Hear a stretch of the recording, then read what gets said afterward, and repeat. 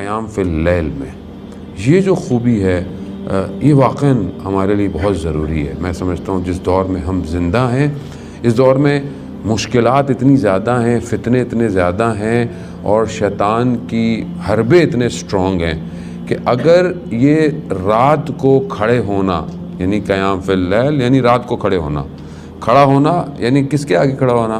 خداوند متعال کے آگے کھڑے ہونا۔ اب یہ جو رات کا یعنی تہجد، نماز شب پڑھنا، یہ اتنی امپورٹنٹ ہے کہ یہ آپ کے سارے معاملات کو حل کر دیتی ہے۔ یہ خصوصیت ہے عزیزان محترم۔ اسے آپ ہی نہ سمجھیں صرف علماء نے نماز تہجد پڑھنی ہے یا بوڑھے ہو جائیں گے تو تہجد کی نماز پڑھیں گے، مجبوری ہے بھائی، اب تو کچھ ہے نہیں۔ آیت اللہ عظمیٰ بہجت فرماتے ہیں کہ جو بھی کمال پہ پہنچا ہے وہ سحر کی بیداری کی وجہ سے پہنچا ہے۔ جو سحر میں بیدار ہوا وہی کمال پہ پہنچا ہے۔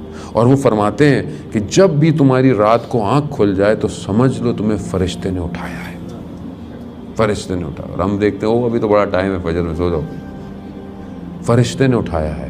کہا کہ اگر تم اٹھ کے عبادت نہیں کر سکتے تو وہ کہتے ہیں کہ بیٹھ جاؤ اور خدا کو سلام کرو خدا کی بارگاہ میں اور دوبارہ سو جاؤ، ضائع نہ کرو اس کیفیت کو۔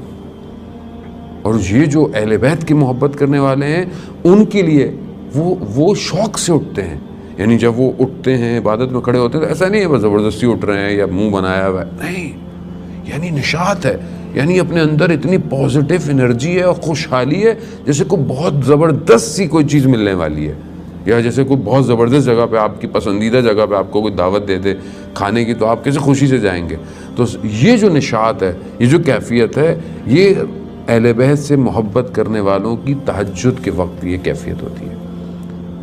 آیت اللہ سید قاضی طباطبائی رضوان اللہ تعالیٰ علیہ کے جو آیت اللہ بہجت کے استاد تھے، وہ خود فرماتے ہیں کہ وہ رات کو ان کا بیٹا ان کی بایوگرافی میں لکھتا ہے کہ تہجد کے وقت جب رات کا وقت ہوتا تھا تو 1 گھنٹہ پہلے گھر سے نکل جاتے تھے، اور کہا میں ایک دن ان کے پیچھے گیا کہ یہ جاتے کہاں ہیں، تو دیکھا نجف سے باہر نخلستان میں جا کر عبادت کرتے تھے۔ اور ایک دن میں ان کے پیچھے گیا تو مطلب وہ ان کو پتہ چل گیا کہ میں پیچھے پیچھے آ رہا ہوں، ظاہر ہے آیت اللہ قاضی جو یہ دعویٰ کرتے ہوں کہ میں وہ سوال جانتا ہوں جو جب امام ظہور کریں گے تو کیے جائیں گے، تو یہ کیسے نہیں پتہ چلتا کہ کوئی میرے پیچھے پیچھے آ رہا ہے۔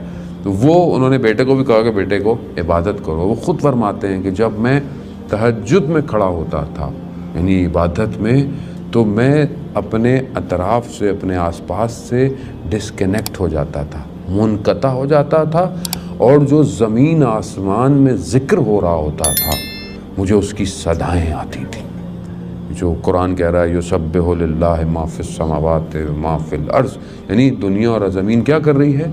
تسبیح کر رہی ہے۔ یہ تسبیح کی آواز ان کو